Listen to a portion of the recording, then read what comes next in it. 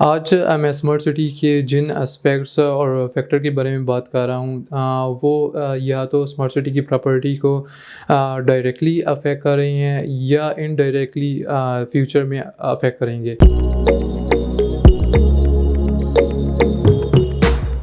अस्सलाम वालेकुम। मेरा नाम है अब्दुल रहीम और आप देख रहे हैं यूनिवर्सल प्रॉपर्टी नेटवर्क का यूट्यूब चैनल। आज मैं स्मार्ट सिटी के जिन एस्पेक्ट्स और फैक्टर के बारे में बात कर रहा हूँ वो या तो स्मार्ट सिटी की प्रॉपर्टी को डायरेक्टली अफेक्ट कर रही हैं या इनडायरेक्टली फ्यूचर में अफेक्ट करेंगे और जिनसे प्रॉपर्टी वैल्यू बहुत ज़्यादा इंक्रीज़ होने के चांसेस हैं। अब उनमें कुछ स्मार्ट सिटी के अपने यूनिक इनिशिएटिव्स हैं और कुछ स्मार्ट सिटी के सराउंडिंग्स में होने वाले मेगा प्रोजेक्ट्स हैं जो फ्यूचर में जब कंप्लीट होंगे तो उनसे प्रॉपर्टी वैल्यू पे किस तरह से अफेक्ट आएगा। इसके अलावा जब स्मार्ट सिटी की डेवलपमेंट कंप्लीट हो जाती है तो उसके बाद जो रेजिडेंट्स हैं वो क्या एक्सपीरियंस फील करेंगे जो यूनिक होगा डिफरेंट सोसाइटी से। कुछ उस चीज़ को हाईलाइट करूँगा और वो किस तरह से वो एक्सपीरियंस किस तरह से प्रॉपर्टी वैल्यू को इंक्रीज़ करेंगे और एंड पे कुछ प्राइस कंपैरिजन है जो स्मार्ट सिटी का दूसरे सराउंडिंग में सोसाइटीज़ हैं उनके साथ है। तो सबसे पहले डिस्कस करते हैं जो बेसिकली स्मार्ट सिटी का जो कॉन्सेप्ट है वो कहाँ से आया है।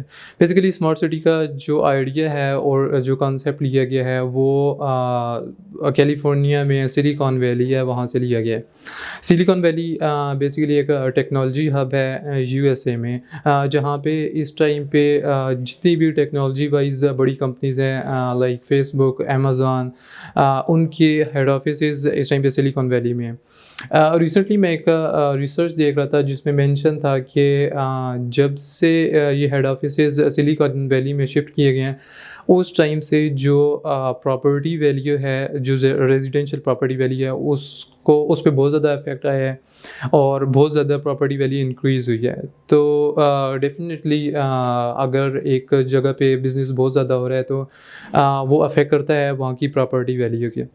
तो पाकिस्तान में जो स्मार्ट सिटी का कॉन्सेप्ट बाहर से लिया गया है वो बेसिकली यही कॉन्सेप्ट है और यहाँ पे भी जो ओवरऑल जो मास्टर प्लान आया उसमें यही मेंशन किया गया है कि जो स्मार्ट सिटी है उसको टेक्नोलॉजी वाइज काफ़ी ऑटोमेटेड बनाया जा रहा है और सॉर्ट ऑफ एक टेक्नोलॉजी हब होना है यहाँ पे पाकिस्तान के अंदर।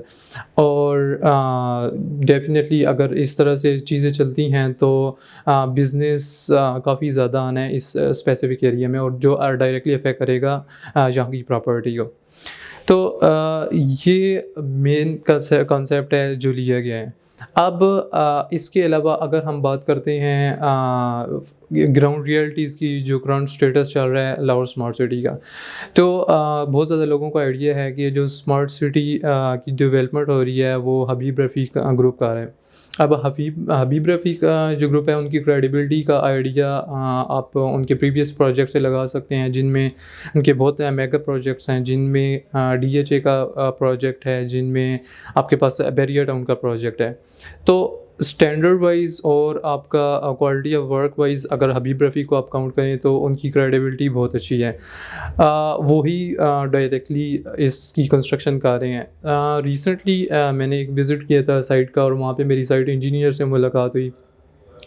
जो अभी कंस्ट्रक्शन स्टेटस है उसमें जो मॉडल हाउसेस बन रहे हैं उसमें अराउंड 20 के करीब कैनाल के हाउसेस हैं और अराउंड 22 के करीब 10 मरला के बन रहे हैं।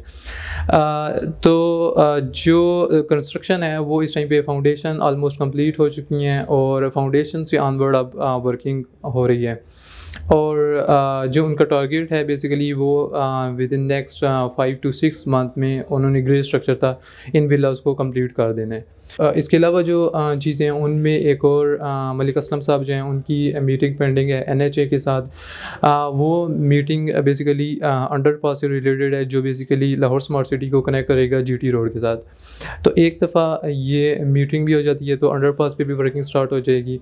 तो डेफिनेटली अगर वो वर्किंग स्टार्ट होती है तो एक डायरेक्ट पैसेज मिल जाएगा स्मार्ट सिटी को और जो ओवरऑल वर्किंग स्पीड है विद इन स्मार्ट सिटी वो बहुत ज़्यादा इंक्रीज़ हो जानी है।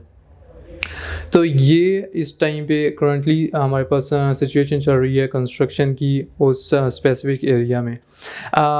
लेकिन अगर हम फ्यूचर की बात करें तो जिस टाइम पे जो हबीब रफ़ीक है वो इतनी बड़ी कंपनी है, अब अगर इनको जल्दी काम करवाने की ज़रूरत पड़ती है तो इनके पास इतनी मैन पावर है और इतनी मशीनरी है कि ये काफ़ी टाइमली चीज़ें कर सकते हैं, मैनेज कर सकते हैं। इसके अलावा अगर ये तो हम बात कर रहे हैं इस टाइम पे ग्राउंड रियलिटी की। अब हम बात करते हैं कि एक दफ़ा जब हमारे पास डेवलपमेंट कंप्लीट हो जाती है स्मार्ट सिटी की, तो उसके बाद जो वहाँ पे रेज़िडेंट्स होंगे वो क्या चीज़ें एक्सपीरियंस करेंगे जो यूनिक होंगी बिल्कुल बाकी सोसाइटी से, और जो डायरेक्टली अफ़ेक्ट करेंगी वहाँ की प्रॉपर्टी वैल्यू को।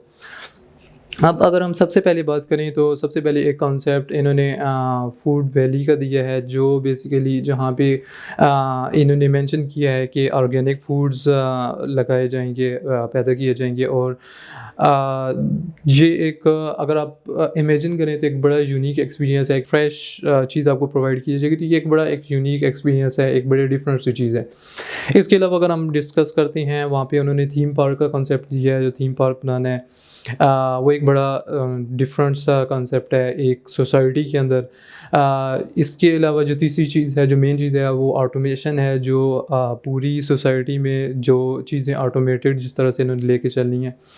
तो अगर आप थोड़ी देर बैठ के इमेजिन करें तो ये सब जो चीज़ें हैं, ये अगर आपको एक चीज़ जगह पे मिलती हैं जो पाकिस्तान में पहले कभी भी किसी सोसाइटी में नहीं प्रोवाइड की गई, तो ये ओवरऑल एक बहुत यूनिक एक्सपीरियंस होना है। और इस तरह का यूनिक एक्सपीरियंस लेने के लिए बहुत ज़्यादा लोग विलिंगली इस जगह पे रेजिडेंसी के लिए आएंगे, तो ये भी डायरेक्टली अफेक्ट करेगा इन फ्यूचर आपकी प्रॉपर्टी वैल्यू को। इससे बहुत ज़्यादा मार्जिन है आपकी प्रॉपर्टी वैल्यू ऊपर जाने का। तो ये कुछ एक्सपीरियंस हैं और कुछ चीज़ें हैं। अब अगर हम बात करते हैं सराउंडिंग्स की, जो सराउंडिंग्स हैं, किस तरह से मेगा प्रोजेक्ट्स हैं जो फ्यूचर में जिन पे वर्किंग होनी है, और वो किस तरह से अफेक्ट करेंगे यहाँ की प्रॉपर्टी वैल्यू का। तो वो जो प्रोजेक्ट्स हैं उनमें से प्रोजेक्ट्स ये हैं। सबसे पहले हम बात करते हैं लाहौर स्मार्ट सिटी से, जो हमारे पास राइट साइड पे ये जो एरिया है, ये बेसिकली वाल्टन एयरपोर्ट के लिए लिया गया है। इनिशियली जो एरिया है वो अराउंड 600 एकर्स का है, और इसे फ्लाइंग क्लब बना रहे हैं। लेकिन अगर हम देखें तो फ्लाइंग क्लब के लिए ये एरिया काफ़ी ज़्यादा होता है, फ्लाइंग क्लब के लिए इतना ज़्यादा ज़रूरत नहीं होता। तो इन फ्यूचर मोस्ट प्रॉब्ली जो हमारा मेन एयरपोर्ट है अल्लामा इकबाल इंटरनेशनल एयरपोर्ट, उसको इधर शिफ्ट किया जाएगा। अब उसके शिफ्ट करने से बेसिकली हमारे पास ये होगा कि ये जितना भी हमारे पास लाहौर स्मार्ट सिटी का रेजिडेंशियल एरिया है या कमर्शियल एरिया है, या अगर अपार्टमेंट्स वगैरह बनते हैं, तो डायरेक्टली यहाँ पे आने वाले जितने भी लोग हैं उनका स्टे इस एरिया में होना है। एक तो ये फैक्टर है जो काफ़ी ज़्यादा हेल्प करेगा इस एरिया की प्रॉपर्टी की प्राइस को इंक्रीज़ करने में। सेकेंडली अगर हम इस साइड की बात करें तो यहाँ पे हमारे पास इंस्पायर बे का एक प्रोजेक्ट है। बेसिकली सऊदी अरेबिया जो है वो अराउंड 12 बिलियन डॉलर्स की इन्वेस्टमेंट कर रहा है, और यहाँ पे रवि सिटी के नाम से एक जो गवर्नमेंट का प्लान है कि एक नया सिटी डेवलप किया जाएगा, तो वो भी एक अच्छा इनिशिएटिव है। बेसिकली उसका पर्पस ये है कि मेन सिटी में जितने भी हमारे पास बेसिकली पॉपुलेशन बहुत ज़्यादा हो रही है, तो उसको बेसिकली यहाँ पे इस एरिया में एक नया सिटी डेवलप करने का इनिशिएटिव है, और उस पर वर्किंग हो रही है। और इसका एरिया अराउंड 44,000 एकड़ का है, जिसमें हमारे पास 5,000 एकड़ जो है वो जो हमारे पास रावी रिवर है उसका एरिया है, और उसके अलावा जितना भी एरिया है बेसिकली ये एरिया बनता है। ये जितना भी एरिया है यहाँ पे बाकी हमारे पास सिटी डेवलप करने का प्रोग्राम है। उसके बाद अगर हम इस साइड की बात करते हैं तो यहाँ पे हमारे पास ऑलरेडी डिफरेंट यूनिवर्सिटीज़ के कैंपसेस हैं, जिनमें यूईटी है, यूनिवर्सिटी ऑफ हेल्थ साइंस है, और जीसीयू का कैंपस है। तो एलडीए का इरादा ये है कि इस पूरे स्पेसिफिक एरिया को यहाँ पे एजुकेशनल हब बनाया जाए, क्योंकि ये एरिया जो है ये मेन सिटी से बाहर है। अब ये जितने भी फैक्टर्स हैं, हम अगर इस स्पायर बे के प्रोजेक्ट की बात करते हैं या वाल्टन एयरपोर्ट की, ये सब डायरेक्टली या इनडायरेक्टली इनका बिजनेस जो है वो और इनकी जितने भी वर्किंग है होनी है वो इस एरिया में आनी है। तो ये सब चीज़ें बहुत ज़्यादा अफेक्ट करेंगी मोस्ट प्रॉब्ली इस एरिया की प्रॉपर्टी वैल्यू को इंक्रीज़ करने में। ये कुछ प्रोजेक्ट्स थे जो डायरेक्टली अफेक्ट कर रहे हैं और इन फ्यूचर डायरेक्टली अफेक्ट करेंगे स्मार्ट सिटी की प्रॉपर्टी वैल्यू को। इसके बाद लास्टली मैं डिस्कस कर रहा हूँ कुछ प्राइस कंपैरिजन जो बहुत ज़्यादा लोगों ने कहा था, और हम अगर सराउंडिंग्स में ख़ुद ऑब्ज़र्व करें, जो इस टाइम पे कंपैरिजन किया जा रहा है स्मार्ट सिटी की प्रॉपर्टी वैल्यू को डीएचए की प्रॉपर्टी वैल्यू के साथ, ऑल दो एज सच कोई कंपैरिजन बनता नहीं है, क्योंकि जो स्मार्ट सिटी जो प्रोजेक्ट है वो कॉन्सेप्ट है वो टोटली डिफरेंट है, टोटली यूनिक है अगर आप उसकी बात करें डीएचए के साथ। तो अगर हम प्राइस रेंज की बात करें, अगर हम कमर्शियल की बात करें, तो कमर्शियल का जिस तरह से 4 मरला जो प्राइस रेंज है डीएचए के अंदर डिफरेंट फेजेस में वो वेरी कर रही है फ्रॉम 6-7 करोड़ टू 8-9 करोड़। और इसी तरह अगर हम स्मार्ट सिटी की बात करें तो वहाँ पे जो फर्स्ट प्राइस आई थी, फर्स्ट रेट आया था, वो था 90 lakh to 95 lakh, depend on different blocks, और उसके ऊपर इस टाइम पे कुछ प्रॉफिट चल रहा है। तो काफ़ी ह्यूज डिफरेंस है। अब अगर हम बात करें 8 मरला commercial in defence different areas, तो उसकी जो प्राइस रेंज है वो फ्रॉम 7-8 करोड़ टू 10-11 करोड़ तक वेरी कर रही है। लेकिन अगर हम बात करें स्मार्ट सिटी की, तो उसकी प्राइस वैल्यू उस टाइम पे जो इनिशियल प्राइस आई थी वो 1.7 करोड़ 5 करोड़ टू 1.79 करोड़, और उसके ऊपर अब कुछ प्रॉफिट चल रहा है। तो अगर आप मार्केट को देखें तो मार्केट में थोड़े से टाइम में जो प्रॉफिट रेशियो है वो काफ़ी ज़्यादा आई है अगर हम और सोसाइटी से कंपैरिजन करें। तो ये एक कंपैरिजन है जो बहुत ज़्यादा और बहुत बड़ा और बहुत ह्यूज किस्म का डिफरेंस है अगर प्राइसेस की बात की जाए। और जो जिस तरह से लोग अब इंटरेस्टेड हो रहे हैं स्मार्ट सिटी में इन्वेस्टमेंट के लिए, तो ये इन फ्यूचर बहुत स्पीड से इसके बीच में और प्रॉफिट रेशो इंक्रीज़ होनी है और प्राइसेस बहुत जल्दी कमर्शियल के ऊपर जानी है।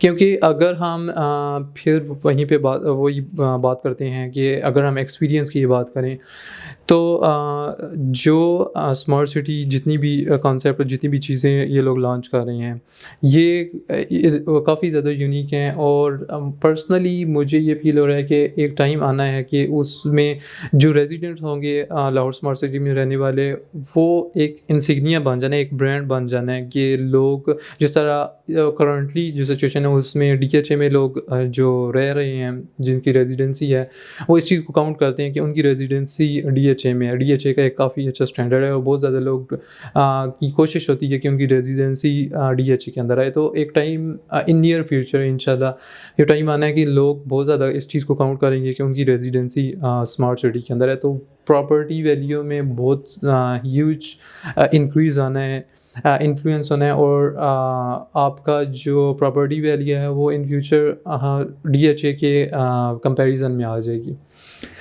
तो ये कुछ कंपैरिजन थे जो काफ़ी ज़्यादा लोगों ने कहा था। अब ये वो ग्राउंड रियलिटीज़ हैं और ये सब चीज़ें हैं। मेरी कोशिश होगी कि मैं इन फ्यूचर आपको स्मार्ट सिटी से रिलेटेड डिटेल्स देता रहूँ, अपडेट करता रहूँ। फर्दर अगर आप लोगों को किसी किस्म की इंफॉर्मेशन चाहिए हो, किसी किस्म की डिटेल चाहिए हो, तो आप मेरे गिवन नंबर पे किसी भी टाइम पे कांटेक्ट कर सकते हैं। आज की वीडियो में इतना ही। अपना ख्याल रखें, इंशाल्लाह फिर मुलाकात होगी। अल्लाह हाफ़िज़।